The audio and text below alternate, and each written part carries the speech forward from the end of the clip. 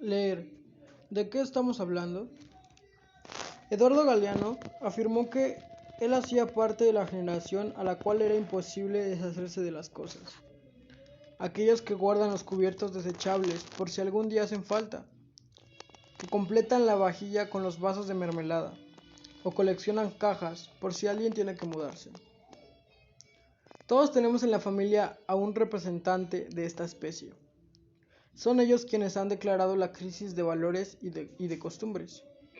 Bueno, también, vale decirlo, el mundo intelectual y académico afirmó que el sujeto estaba condenado y las verdades eran relativas. Es decir, el siglo XX y el XXI se definen por la angustia y el malestar de la incertidumbre. Este asunto de la crisis ha dado para todos los ámbitos, y quizá el más popularizado es el de la crisis de la lectura, que para nada es nuevo, pues desde el siglo XIX los maestros anunciaban que la lectura estaba desapareciendo. En el siglo XX, amparados en esa preocupación, se puso de moda la promoción de los hábitos de lectura y aparecieron los promotores de lectura, agenciados por los ministerios de Educación y de Cultura, porque era necesario que los niños y adultos leyeran, y han desempeñado un importante papel como mediadores del libro y de la lectura. Son ellos quienes han establecido lazos entre la biblioteca y la comunidad. Han desarrollado estrategias como el burro lector o el bibliobús para que el libro también sea visto como un producto de consumo cultural. El asunto con la promoción de los hábitos de lectura, o mejor, de las prácticas de la lectura, es que nos lleva a un cuello de botella, porque rara vez nos detenemos a pensar en qué consiste la tan mencionada crisis de la lectura. Y eso precisamente es lo que dificulta el trabajo de los promotores y maestros. Además, porque apenas estamos entendiendo que esas prácticas lectoras es indispensable desarrollarlas desde los primeros años de infancia, pues es entre los 0 y los 5 años cuando se debe iniciar la socialización e internalización de la lectura, porque allí reside nuestro primer ingreso a la cultura. Desde esos primeros cuentos, historias, relatos que escuchamos y nos leen en voz alta, se construye nuestro más profundo universo atesorado. Es cierto que algo que quebró en la historia de la lectura, que las prácticas han cambiado y que ya no leemos en la misma manera en la que una mujer del siglo XIX. Y esto es realmente lo que cambió.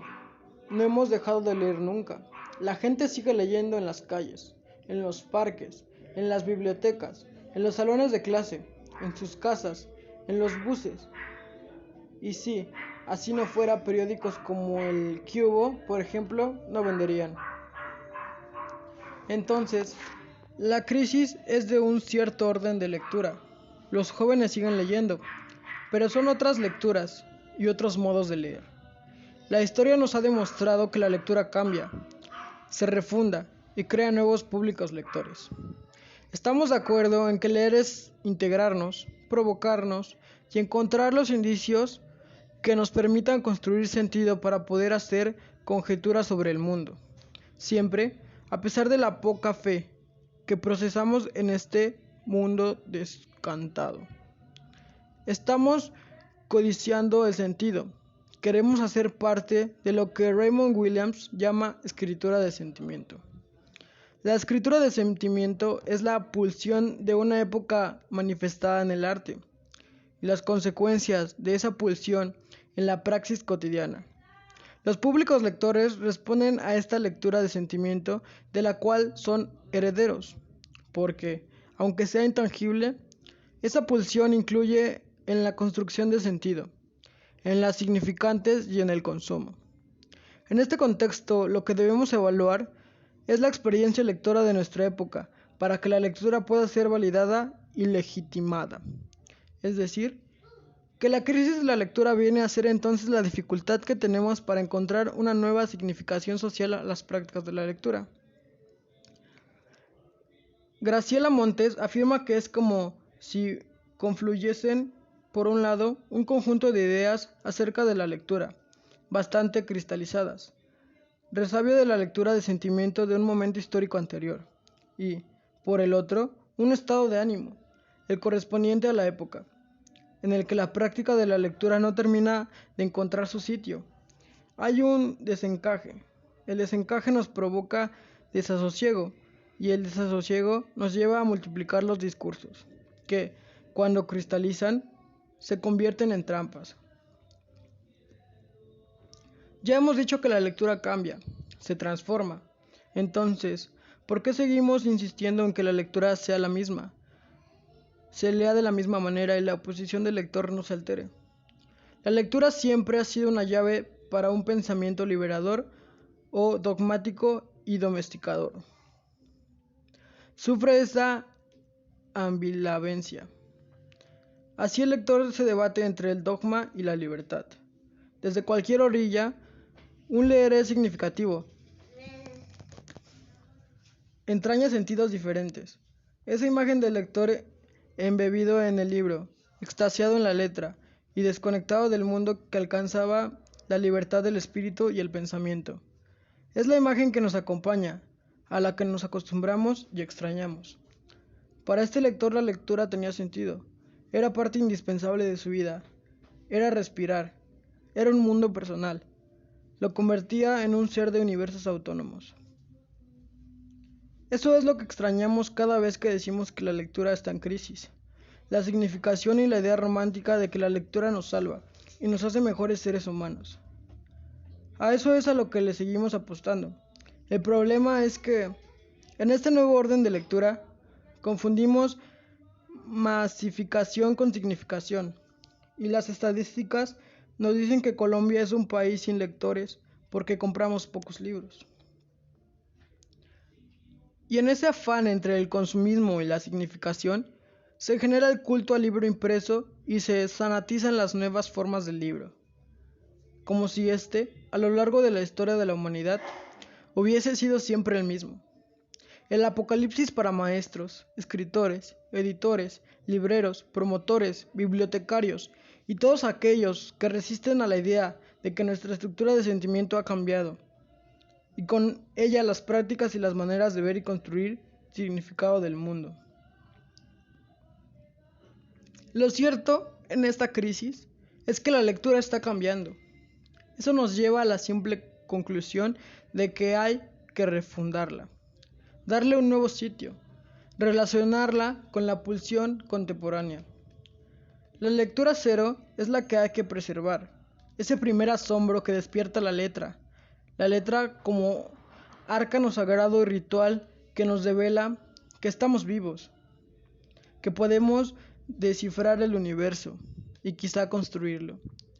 Esta es la lectura que no puede desaparecer y que la mayoría de las veces es reprimida en las escuelas y nos niega la perplejidad, el enigma. Vista así, la lectura es una actividad de por vida, en toda nuestra vida. Esto para nada es una intención de disminuir el valor de la escuela en la enseñanza, pero lo cierto es que a pesar de la preocupación de la sociedad por el tema, la responsabilidad parece recaer en los profesores de español y literatura, escritores, editores, promotores de lectura y bibliotecarios. Esta quizá es la mayor dificultad a la hora de enfrentarse a la crisis de la lectura, porque no entender que la lectura es un fenómeno transversal a todo el ejercicio cotidiano de nuestras vidas, la separa y la pone en un sitial de falsa trascendencia. Esta trascendencia es la lectura, la aleja de su sitial natural y nos hace creer que es reservada para seres especiales alejados de lo cotidiano. Al contrario, la apuesta debe ser por enseñarles a los niños y jóvenes que la lectura es una práctica a la que todos estamos espontáneamente abiertos. No vamos a desconocer que los textos prometen formas de lectura especializada, que ha generado un universo cultural complejo con un tipo de lector específico, el lector erudito. Y eso está bien, es necesario, pero la única alternativa para volver a instalar la lectura como una práctica vigente extendida es recuperar la necesidad básica de los seres humanos de descubrir el mundo y entender que la lectura y el libro son más mecanismos perfectos y no se contradicen con otros discursos. La respuesta no está en acusar a la televisión, a la internet, al cine o a los juegos de video. La búsqueda debe iniciar en entender cuál es la estructura de sentimiento de nuestra época, en la que es evidente que la lectura no está de moda, esa lectura inicial. Aunque estamos al tanto de las novedades editoriales, en el libro, sin importar su porte material, se condensa el acto de lectura. Por eso es tan importante su adquisición, porque son las transformaciones materiales del libro las que nos enfrentan a las nuevas formas de leer. No es necesario asumir una actitud de secta ante las nuevas tecnologías. Creo que las ferias del libro poco a poco han ido demostrando que el libro impreso aún está vigente, pero que es necesario exponer los avances en los soportes materiales. En este punto tenemos que acudir nuevamente a los profesores de todas las áreas y a los promotores de lectura. Las actividades de promoción de lectura se encuentran en el hacer cosas, en leer por placer. Un concepto de Ronald Barthes, que ha sido desdibujado y descontextualizado y terminó por convertirse en divertirse leyendo, o leer cosas fáciles, divertidas y que no traten problemas, o leer cómodamente sentado en un almohadón, que también era una manera de ayornar la lectura al tono de la época. Es de suponer que unos textos hacían pensar más que otros, pero los que hacían pensar entretenían tanto y también como los otros. En cambio, el mandato de lo divertido produjo un gran recorte en las lecturas y una homogeneización que creó condiciones negativas a la práctica. Quizá el afán de equiparar la lectura a las nuevas formas de entretenimiento que ofrece la sociedad actual ha generado ese tipo de prácticas lectoras, que bien se pueden resumir en leer por leer, sin construir significados. Si a esto le agregamos la ausencia de maestros y promotores, el panorama es mucho más grave. Es difícil transmitirle a otro el amor por la lectura, por el libro, si quien enseña lo hace parte de una comunidad de lectores y ha olvidado su relación primaria con la lectura.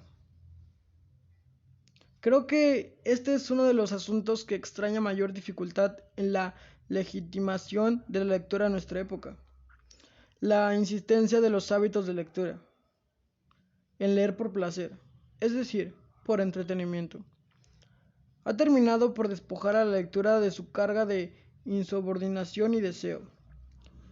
Si bien respondemos a un orden de lectura que es impuesto por los lineamientos generados de educación y que se sustenta en la construcción de un canon indispensable conocer, la lectura nos permite la distancia y la rebeldía necesaria para subvertir ese orden.